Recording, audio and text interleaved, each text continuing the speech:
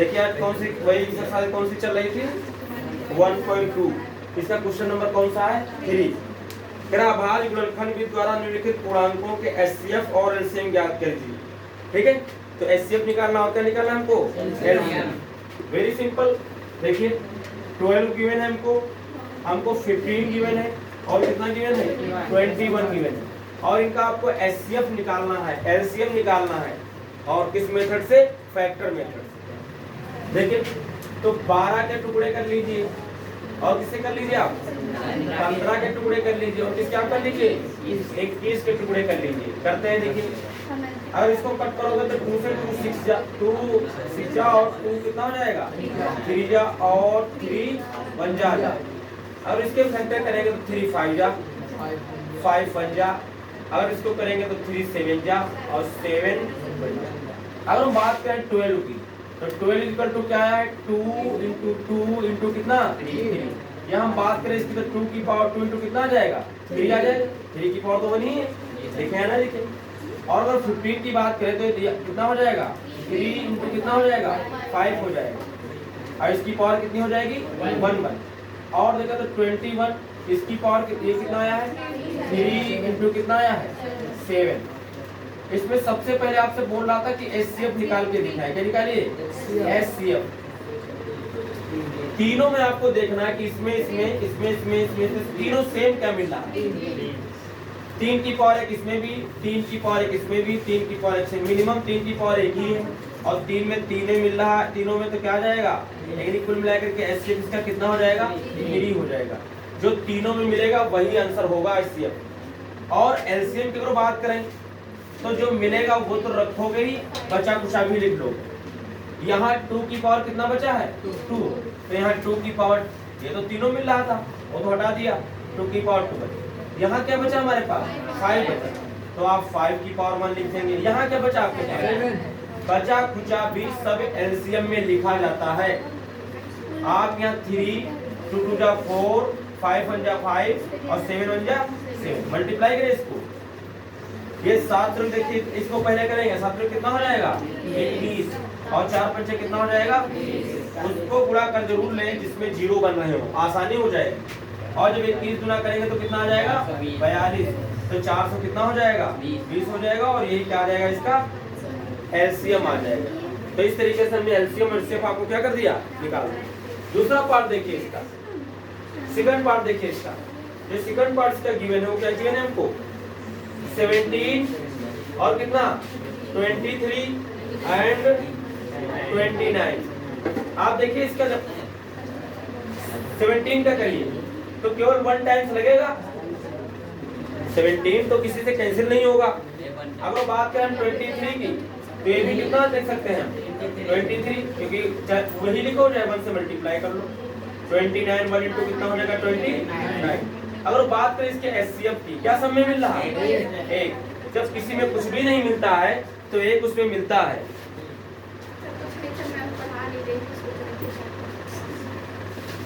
HCF जो है वो कितना हो जाएगा 1 हो जाएगा। एचसीएफ कितना हो जाएगा 1 आ जाएगा। अगर बात करें एलसीएम की तो एलसीएम में तो आपको कुछ भी सेम नहीं मिल रहा है, तो जो बचा कुचा सब लिख लेंगे और इसकी मल्टीप्लाई कर लेंगे। That is your work. और यही आपका फिर क्या आ जाएगा आंसर आ जाएगा। मल्टीप्लाई करने के बाद आप मल्टीप्लाई कर लेंगे। उसके बाद अगर थर्ड नंबर की बात करें इसमें हम क्वेश्चन नंबर 3 की अगर बात करें तो ये गिवन है आपको कितना 8 9 एंड 25। अगर 8 की बात करें तो 2 इंटू 2 इंटू क्या होगा 2 यानी 2 की पावर कितना होगा 3। 9 की बात करें तो 3 इंटू 3 इंटू 3 की पावर कितना होगा ये 2 होगा। अगर बात करें 25 की तो 25 करें तो 25 को 5 इंटू 5 तो आएगा 5 की पावर कितना। अगर बात करें एचसीएफ की तो क्या तीनों में मिल रहा कुछ सेम मिल रहा है आपको कुछ भी नहीं, तो कितना हो जाएगा 1। याद रखिए जब कुछ भी नहीं मिलता तो कितना होता है 1। और एलसीएम की बात करें तो जो नहीं मिल रहा है तो फिर जो बचेगा सब लिखा जाएगा। 2 की पावर 3 भी लिखा जाएगा, 3 की पावर 2 भी लिखा जाएगा और 5 की पावर 2 भी। ये तो 8 था, ये 9 था और ये कितना था 5 5 जा 25 था। और आप इसकी भी जब मल्टीप्लाई करेंगे तो ये भी आपको क्या मिल जाएगा आंसर मिल जाएगा। और आप इस तरीके से इनको क्या कर सकते हैं कंप्लीट कर सकते हैं। इसके बाद क्वेश्चन नंबर कौन सा देखेंगे? 4 नंबर। और ये क्वेश्चन नंबर 4 इस बार पेपर में आया था। यही क्वेश्चन नंबर 4 क्या हुआ था? इस बार पेपर में आया था। आप लोग इसको सीरियसली समझें। देखिए क्वेश्चन नंबर 4 जो आपको गिवन है वो क्या गिवन है? कह रहा है एचसीएफ कितने का? जो 2 नंबर दिए हैं उनका एचसीएफ कितना गिवन है हमको? कह रहा 306 और बोल रहा है 600 कितना? 57।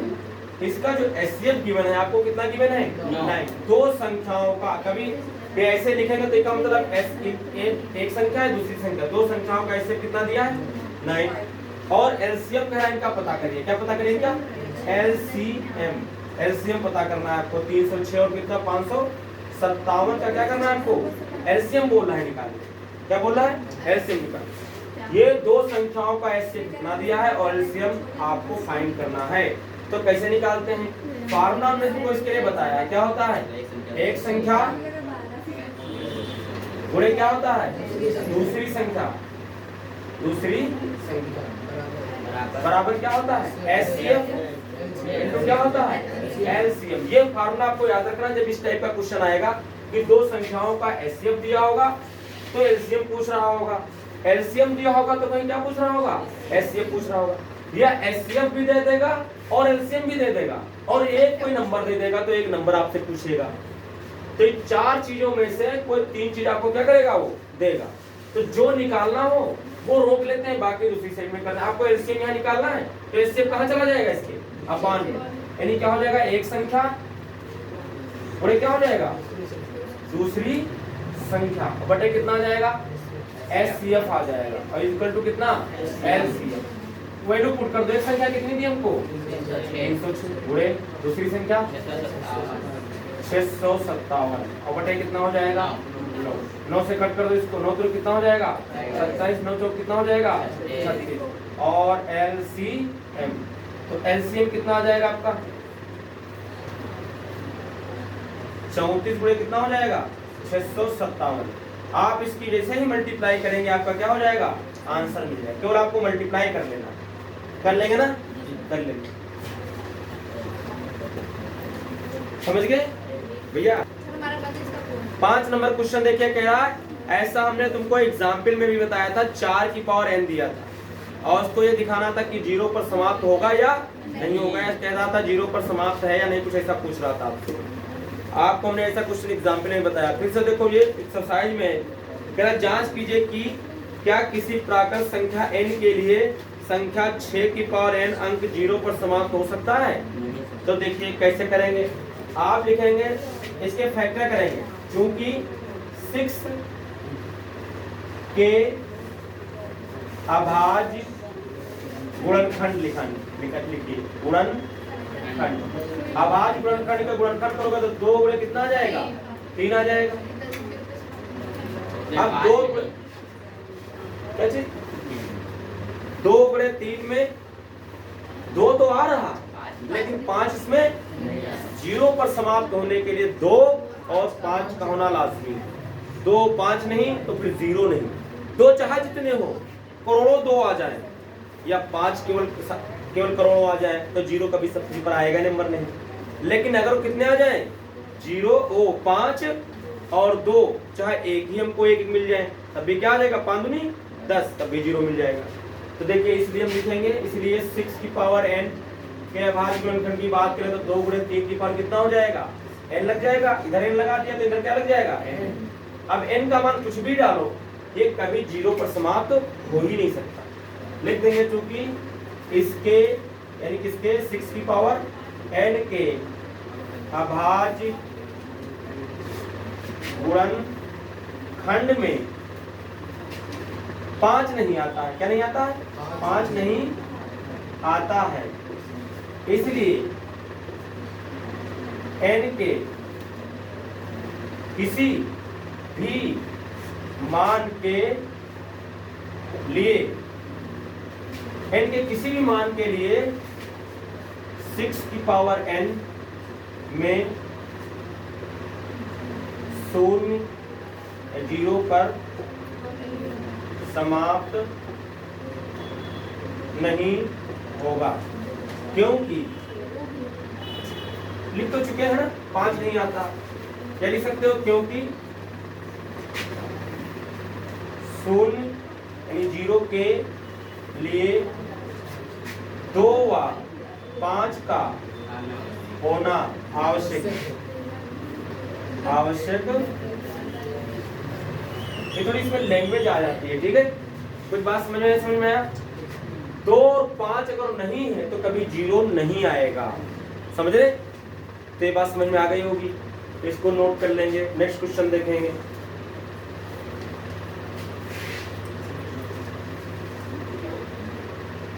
और इस बार वो क्वेश्चन पूछा गया था, इसका मतलब इसके इर्द गिर्द के क्वेश्चन आने की फिर से संभावना है। अगर वो नहीं आएगा तो उसके पड़ोसी आ सकते हैं, अगर वो क्वेश्चन नहीं आएगा तो उसके पड़ोसी आ सकते हैं। क्वेश्चन नंबर 6 देखेंगे, क्वेश्चन नंबर 6 देखेंगे। और ये जो क्वेश्चन नंबर 6 है, ये सवाल इससे पहले आया था 2022 से पहले, या शायद 2021 या 20 में। इससे पहले सवाल मतलब जो 2020 से 21 में ये आया था। कौन सा, 6 नंबर। क्या गिवन है देखिए, 7, क्या गिवन देखिए हमको, 7 इंटू कितना 11 इंटू कितना 30 इंटू प्लस कितना दिया है, प्लस कितना दिया हुआ है 13 दिया हुआ, और एक दिया हुआ है आपको कितना दिया हुआ है 7। दीवार की बीच खड़ी कर देते हैं।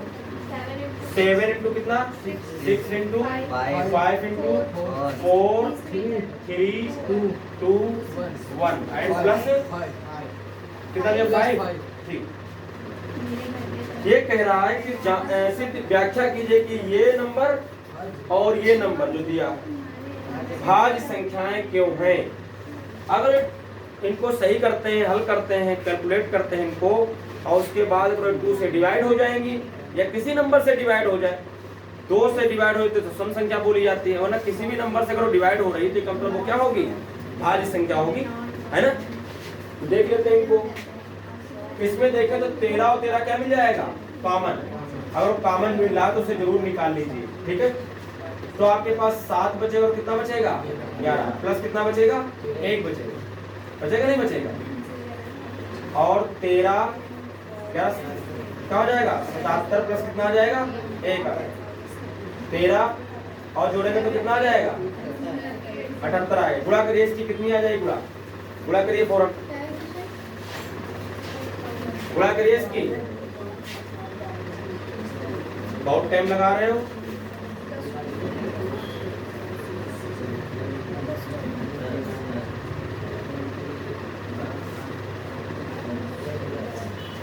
कितना आ गया 10 14 आ जाएगा, 14। ठीक है, ये हो गया। अगर ये दिया है आपको, क्या आपको लगा है डिवाइड नहीं हो जाएगा क्या, 2 ही से डिवाइड हो जाएगा। जो कि क्या है, ये जो कि लिखेंगे, जो कि 2 से क्या है भाज्य। इसलिए दी गई संख्या भाज्य संख्या है। सम विषम कहाँ पूछ रहा है, भाज्य पूछ रहा था। ये 2 से कट जाएगा, हो सकता है किसी और नंबर से भी कट जाए, लेकिन हमको साफ साफ दिख रहा है कि 2 से क्या हो रही है, डिवाइड हो रही है। इसलिए ये संख्या क्या हो जाएगी, जो गिवन है आपको, ये पूरी संख्या क्या हो जाएगी, भाज्य हो जाएगी। इसकी बात अगर करें तो 5 तो हमने दोनों में कॉमन निकाल लिया है। उसके बाद देखिए कितना बचेगा, 2 3 6 6 24 हो जाएगा, और 7 6 कितना हो जाएगा 42, और कितना आ जाएगा 2 3 6 6 कितना हो जाएगा 24। जरा इनकी गुणा करिए, देखिए कितना आता है 1000। इनकी 42 और 24 की 1000, अब कितना आ रहा है 8 आ रहा है, और प्लस कितना दिया है 1 दिया। 5 ब्रैकेट 1 0 0 कितना हो जाएगा 9। 5 से गुणा करोगे 5 में कितना हो जाएगा 45 आ जाएगा, 0 इसे रहेगा, फिर 0 फिर 5 1 5। क्या ये संख्या किसी नंबर से कट जाएगी, 5 से ही दिख रहा है कट जाएगी, जो कि क्या है, जो कि 5 से क्या है भाज्य है। इसलिए दी गई संख्या क्या हो जाएगी, भाज्य, है ना। दी गई संख्या क्या है, क्या भाज्य है। हो जाए, नहीं हो जाएगा। आप ऐड करने के बाद, कैलकुलेट करने के बाद देखें किसी नंबर से वो संख्या डिवाइड हो रही है। सम संख्या के लिए तो केवल 2 ही से डिवाइड होना चाहिए। क्या होना चाहिए, 2 से डिवाइड हो जाए समझो हो गया। लेकिन भाज्य संख्या क्या होना चाहिए, भाज्य संख्या किसी नंबर से अगर डिवाइड हो रही तो वो भाज्य संख्या है। समझ गए ना, समझे। इसको भी आप लोग नोट कर लेना।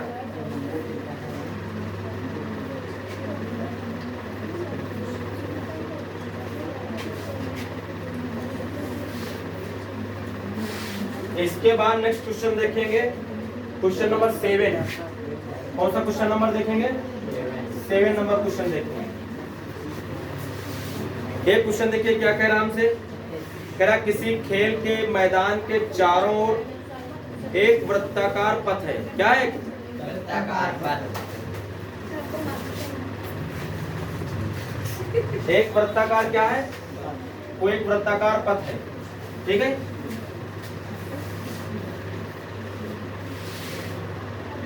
किसी खेल के मैदान के चारों ओर वृत्ताकार पथ है। इस मैदान का एक चक्कर लगाने में सोनिया को 8 मिनट लगते हैं, जब 18 मिनट लगते हैं, जबकि इसी मैदान का एक चक्कर लगाने में रवि को 12 मिनट लगते हैं। यानी रवि ज्यादा तेज दौड़ रहा है, तभी तो 12 मिनट में ही कंप्लीट कर देता है।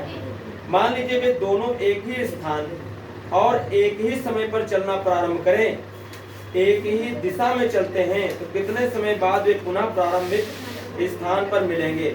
अगर एक तेज दौड़ रहा है और एक कैसे दौड़ रहा है, एक स्लो दौड़ रहा है, तो एक ही साथ में दौड़ना शुरू करें तो कभी ना कभी वो दोबारा फिर से क्या होंगे, मिलेंगे।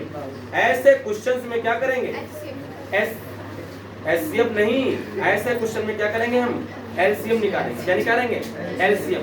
ऐसे क्वेश्चन में क्या करते हैं, एलसीएम निकालते। जैसे बोले कि कई घंटियां हैं, क्या है, कई सारी बेल्स हैं, वो इतने इतने कुछ बोलेगा 20 या 10, 5 इनके अंतराल में क्या करती हैं, बजती हैं। एक साथ में बजा के छोड़ दी गई, फिर वो कब बजेंगी। या बहुत सारे बोलते हैं वो राड है या बल्ब है, कुछ बोलते हैं कुमकुमे हैं। अगर वो बोलता है कि इतने इतने अंतराल के बाद जलते हैं, फिर वो एक साथ में कब जलेंगे। जैसे शादियों में अगर देखते नहीं, वो लाइट बनी होती है, कहीं ट्रेन बन जाती है, कहीं कोई फूल बन गया, उनका सब कुछ सेट किया जाता है। तो ऐसे सवालों में हम क्या करेंगे, हमेशा एलसीएम निकालेंगे। क्या निकालेंगे, हमेशा एलसीएम, लीस्ट कॉमन फैक्टर निकालेंगे। तो निकाल लीजिए, हो जाएगा।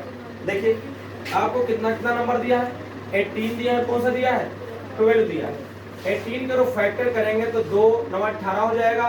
9 को फिर करेंगे तो 3 गुणे कितना आ जाएगा, 3। अगर 12 के हम करेंगे तो 2 छंग 12, फिर 2 से कटेगा और फिर क्या आएगा, 3। अगर इनका हम एलसीएम निकालेंगे, क्या निकालेंगे, एलसीएम निकालेंगे, तो आप देखिए यहाँ 2 मिलेगा, यहाँ 3 मिलेगा, तो 2 मिलेगा और क्या मिलेगा, 3। बचा क्या इसमें, 3। इसमें क्या बचा, 2। पूरा कर दीजिए, 2 3 6 और 3 दूनी 6 कितना। इसका मतलब 36 मिनट बाद वे दोनों क्या होंगे, मिलेंगे। हम लिख देंगे इसमें, अतः स्पष्ट है कि 36 मिनट के बाद वे दोनों क्या होंगे, फिर से कभी क्या होंगे, वो मिलेंगे। और यही इसका क्या हो जाएगा, आंसर हो जाएगा। कुछ बात समझ में आई, नहीं समझ में आई, ठीक है।